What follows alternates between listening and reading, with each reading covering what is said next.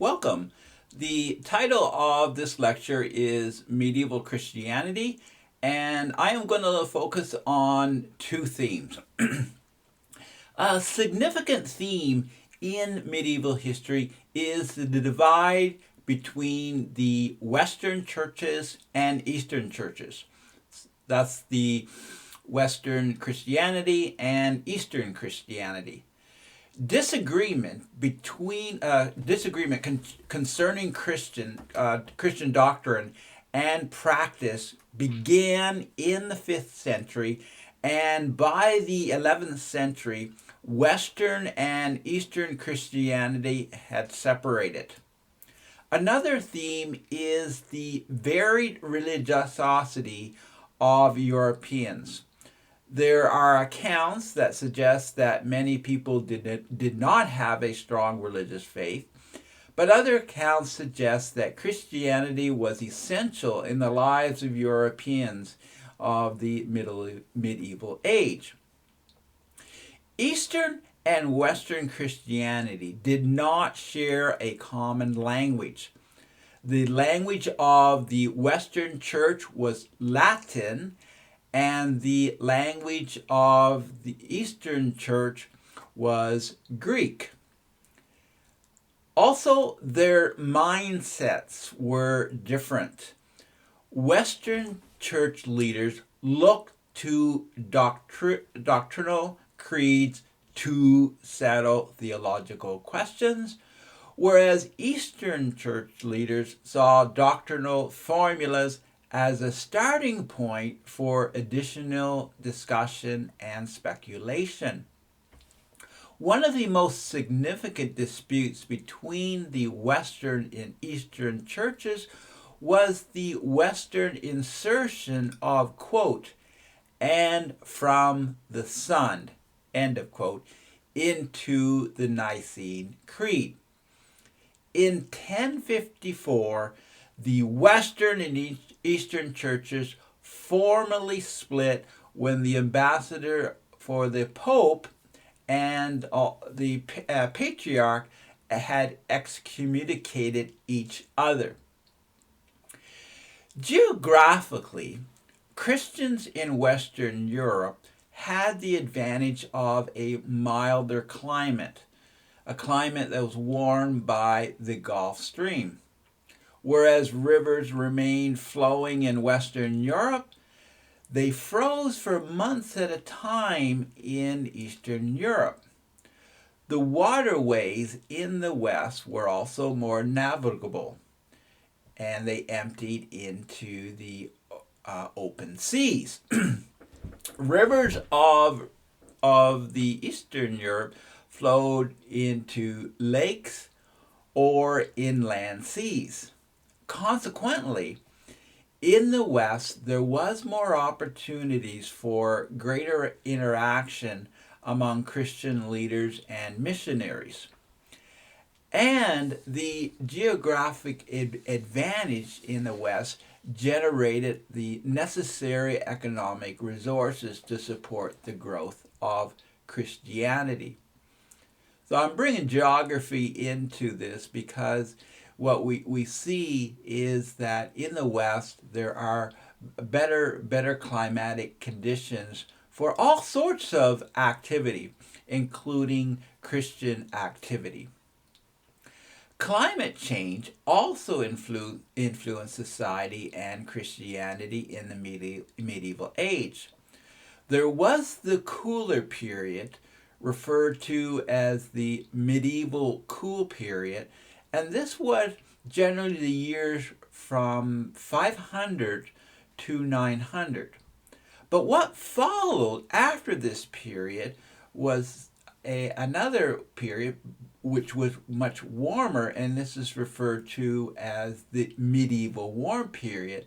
And this period was from the year 900 to about the year 1300. Now, during the medieval warm period, we see that population actually increased significantly. But it's also interesting to note that the period before the medieval warm period, the medieval cool period, actually saw a decrease in population. Demographers estimate that the population of France and the Low Countries actually decreased to 3 million from a high of 5 million. And this is again for the period of 500 to 900. Thus, during this period, the population was as high as 5 million, but by the year 900, it had decreased to 3 million. So again, quite the contrast in population according to the demographers. After 900, again, the population increased significantly with the warmer climate. In fact, during the medieval warm period, quote, much of the world was warm and moist, a warmth that exceeded even that of today. The climate was good for crops in most places around the world, end of quote. Europe clearly witnessed the benefits of climate change. Historian William Foster writes, quote, with increased agricultural production in the northern regions of Europe, as well as in Mediterranean countries on the continent, Europe was poised to continue the period of economic prosperity, population expansion, and cultural florescence during which many cathedrals, palaces, castles, and other monumental architectural works were constructed. End of quote. Statistics on religious life in these years are pretty much non-existent. Unlike today, where we have polling and survey data, we really have to just try to piece together as much of the evidence as that we can grab hold of. The best scholars can do is to consider the various reports of religious life of different regions. A few accounts by church leaders suggest that in Italy, the people during the 1200s rarely went to church. Other commentary by religious leaders claim that many people were ignorant of basic Christian facts. For example, Spanish accounts of the 1300s and 1400s suggest that people were even ignorant about the Ten Commandments. In the 14th century, an English shepherd was asked if he knew who were the Father, Son, and the Holy Ghost. According to the preacher who asked the question, the shepherd answered, quote, the Father and Son I know well, for I tend their sheep, but I not know the third fellow. There is none of that name in our village. End of quote. Well, this somewhat humorous statement indicates that there was perhaps an ignorance or a lack of understanding of something very basic to Christianity, the Trinity, the Father, Son, and the Holy Spirit. If this level of ignorance is accurate, one explanation is that there was a shortage of churches in rural areas. The nobility and people living in towns and cities had their churches. But this was not the case for many peasants. Often, churches in rural areas were private chapels for the nobility. Also, because church services were in Latin, only a small minority of the people could understand. In other words, most people in the pews did not understand the preaching. The claim that peasants looked to Sunday mainly as a free day of toil is a reasonable one. The church did ease the toil of the peasants as there was no work on Sunday. This is another statement apparently from a peasant. Our oxen know when Sunday comes and will not work on that day. On such days, after Mass, the peasants might sing and they might dance and forget in hearty rustic laughter the dour burden of farm labor. The time after church was not necessarily a time of scripture reading, since the common masses were illiterate. Moreover, peasants went to bed early because without day and sun there was no light. Candles were too costly for peasants.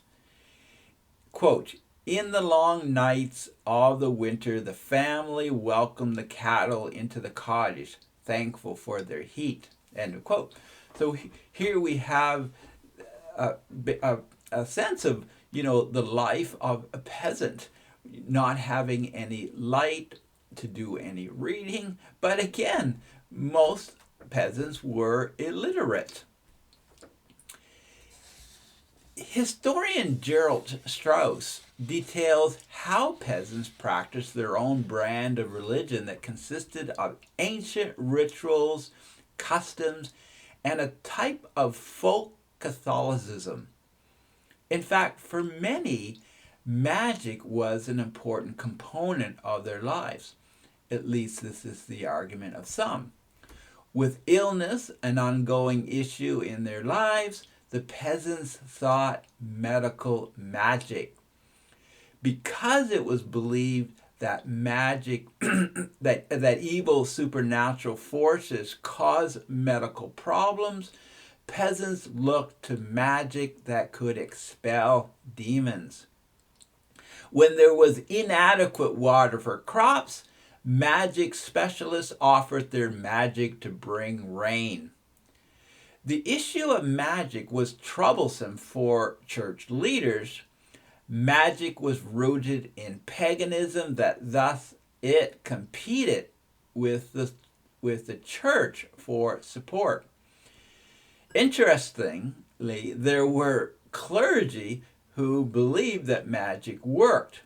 Their objection to magic was that it was a competitor to Christianity. So this is all very fascinating information. We get to this by, various accounts, written accounts. And again, this is not anything that we can be too conclusive about, but there certainly is enough scraps of information that magic was something that was a part of the lives of ordinary folk. How pervasive that was is another issue. We just don't know. There is the argument that clergy elites expected too much from peasants concerning their Christian life. Rodney Stark points out the importance of monastic commitments to fasting, extensive prayer sessions, and the practice of living humbly. But such asceticism was not attractive to everyone.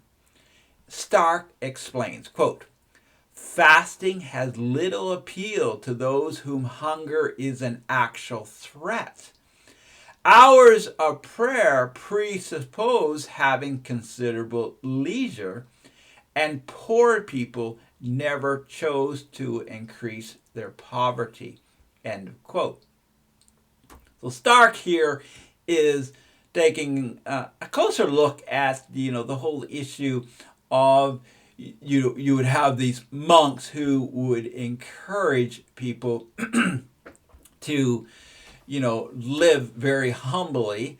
They would encourage extensive prayer sessions, and fasting.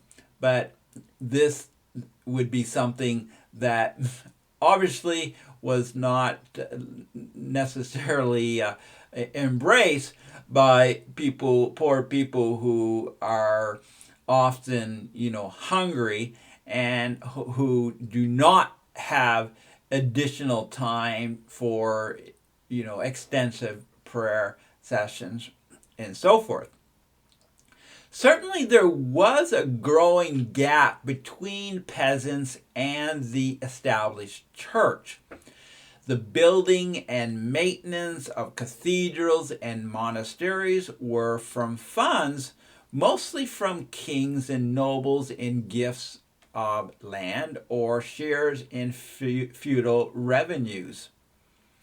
In time, the church became the largest landholder in Europe.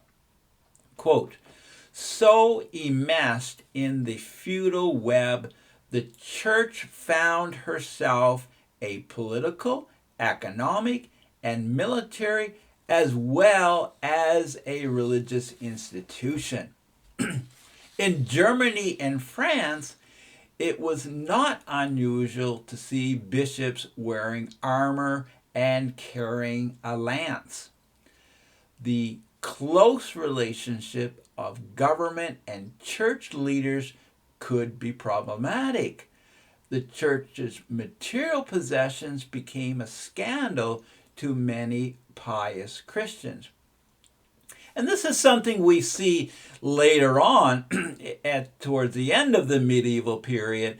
And as we approach the early 16th century with the Protestant Reformation, this was one of the complaints that the church was beginning to focus too much on riches, and you would have the building of these ostentatious churches and money spent on on decorating these churches with incredible wealth. Another serious issue within medieval Christianity was the ignorance of the priests. Yes, we know that the peasants were illiterate. Very few peasants would have been able to read, but there was also some educational shortcomings as far as priests themselves. One archbishop wrote in the year 1287, quote, the ignorance of the priest casteth the people into a ditch. Here the archbishop is stating that if the priests are ignorant and not informed, not educated on proper doctrine, this could have very bad consequences for the people who are looking for proper doctrinal teaching and preaching. One commentator talked about how widespread concubines were, and that there were poverty-stricken clergy, quote, with a house full of children presiding over a half-coherent liturgy on Sundays. This was all too common in Europe. One abbot informed his bishop that he could not end his affair with a mistress because he was fond of children, and that also that his physician approved his amorous activity in the bedroom as a way to treat gallstones. Rather incredible. Even Pope Alexander VI, who had served as pope in the late 1400s, had flaunted his many mistresses. So these are problems. Priests who are not well trained, not well educated, and also church leaders who are certainly not living a Christian life. including some Roman Catholic popes. There is evidence that the medieval age was not necessarily an age of faith. There were peasants with more faith in magic than Orthodox Christianity, and those Christians who stayed true to biblical principles faced obstacles such as impious priests, no accessible literature, and a rough society mired in sinful activities with few leaders to guide them in proper Christian living. I might add that one has to be very careful with sources from this era. It is not inconceivable that some reports by priests that paint a very gloomy picture on the religious faith of their communities could well have been kind of taking that message and pushing it a little further than perhaps it needed to be pushed, in the hopes of them getting additional resources from the church. Or it could even been an excuse for their inability to reach others and to do their job properly in offering spiritual nurturance to the peasant people.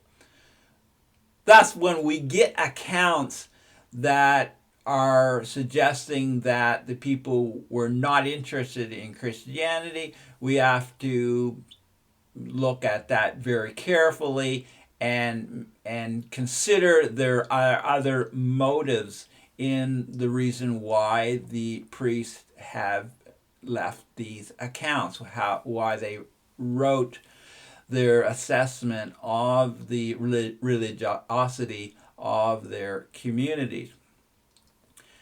But even if we consider that there was significant truth to this, that indeed there were, the religiosity of the medieval period was not necessarily an age of faith, we should ask, is this the whole story? There are also accounts of Christianity flourishing in the medieval period. I won't go into it, but I want to mention a few things before I talk about the construction of cathedrals. There are countless successful stories of missionary and evangelism activity. We have many accounts of missionaries and evangelists who did very impressive work, and we also have examples of revival taking place. And there are the Crusades. There are the Crusades to the Holy Land.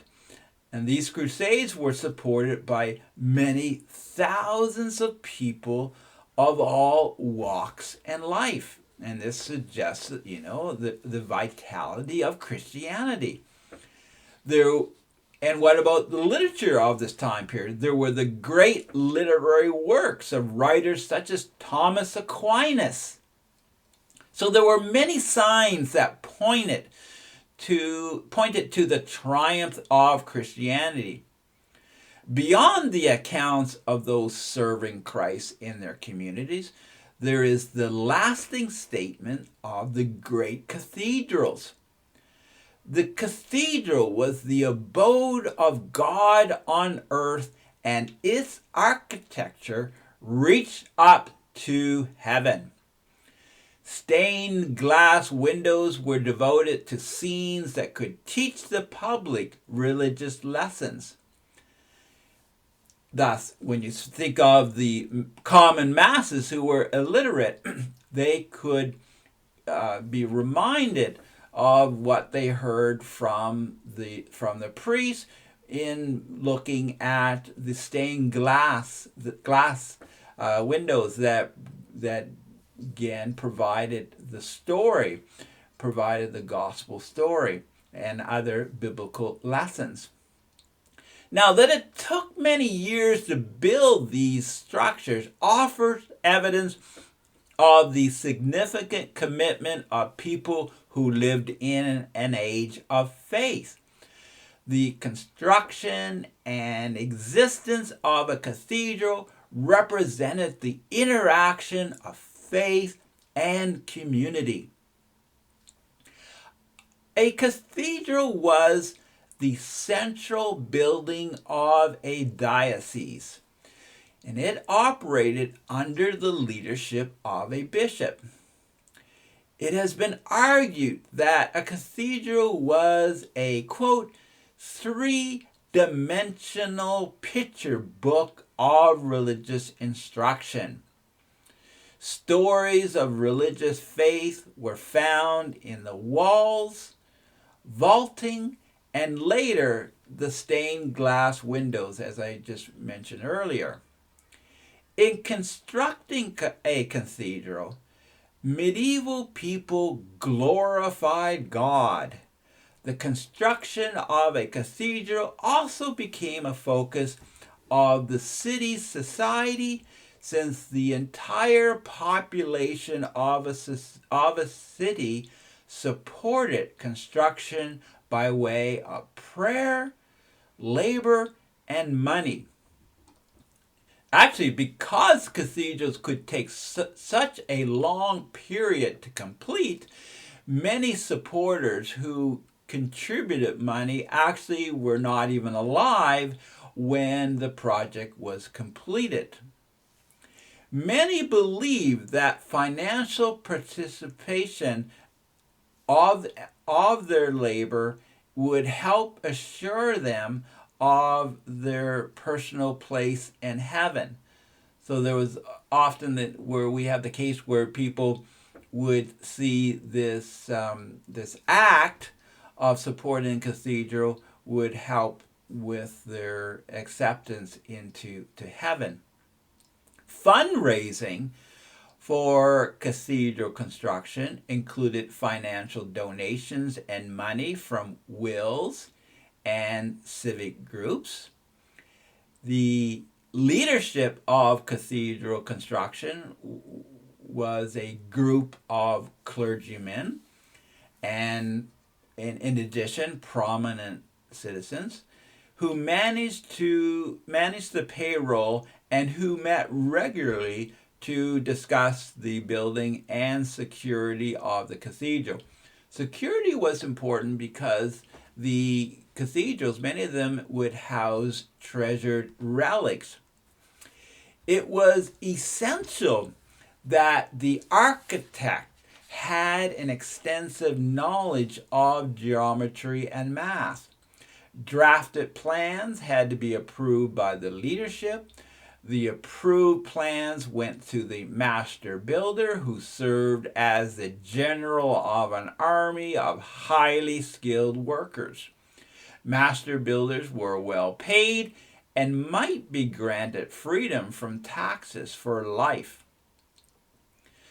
The building of a cathedral was a mammoth undertaking.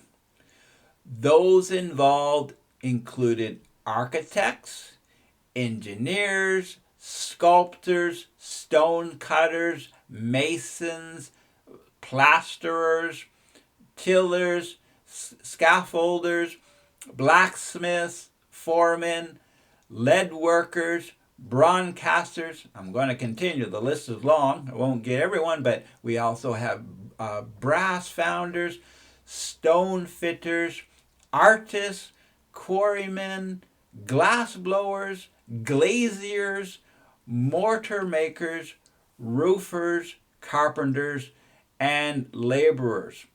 Again, incredible mammoth achievement, these cathedrals.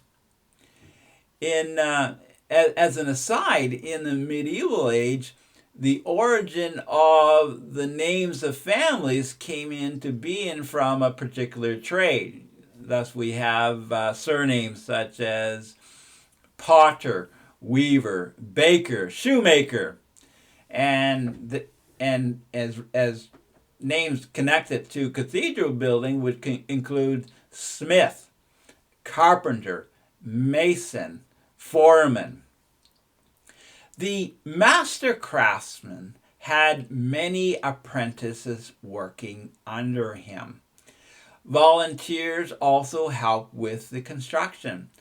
The work itself took place from dusk to dawn. And again, this is before this is a time when you only can work when the sun is up, when we have daylight. The cutting and shaping of the stone occurred at the cathedral site. As part of an elaborate roof drainage system, gargoyles were added to cathedrals. These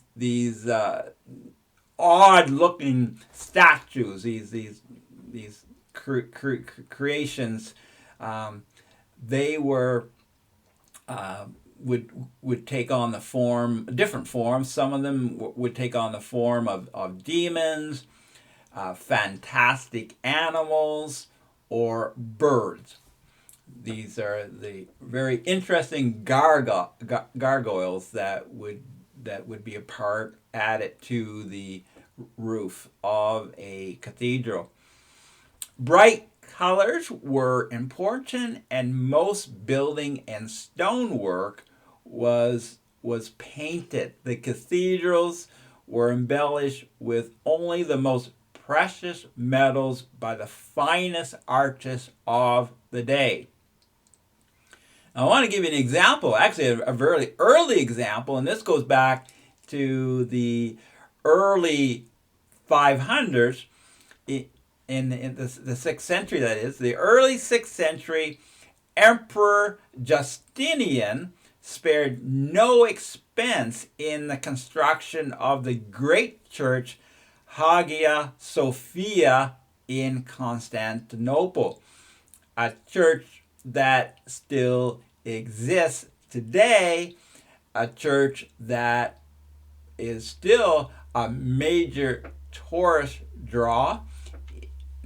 Of course, Constantinople now is Istanbul, Turkey, but this church is a church that many to this day speak in glowing terms of its very impressiveness. And this is something you can easily find accounts of people who have made their way to Istanbul, and as they approach this church, they are quite amazed. Raising the huge dome of Hagia Sophia, which was 31 meters in diameter, to the height of 55 meters was something never accomplished. There were 7 doors that allowed people to enter the church. There was a multicolored marble floor. There were colored columns with decorative panels. And there was ceilings covered in gold.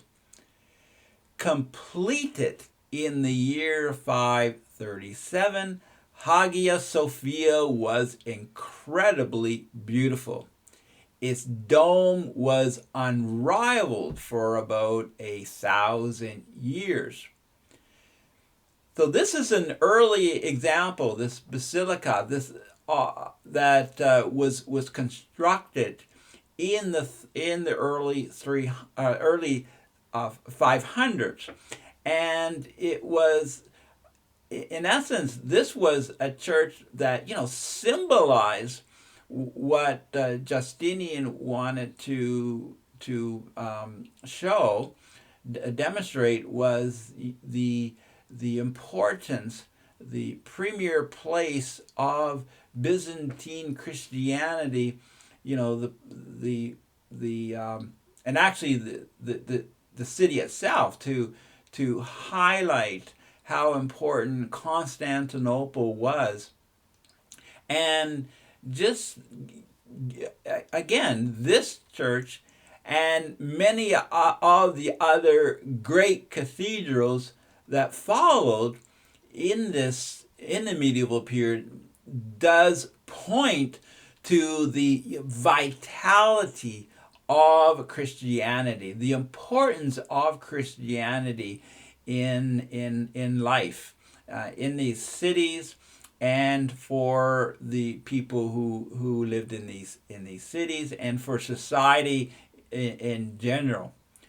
The the As far as the different styles of churches, it kind of evolved over time. You have these Romanesque, and then you have later like a Gothic style of cathedrals.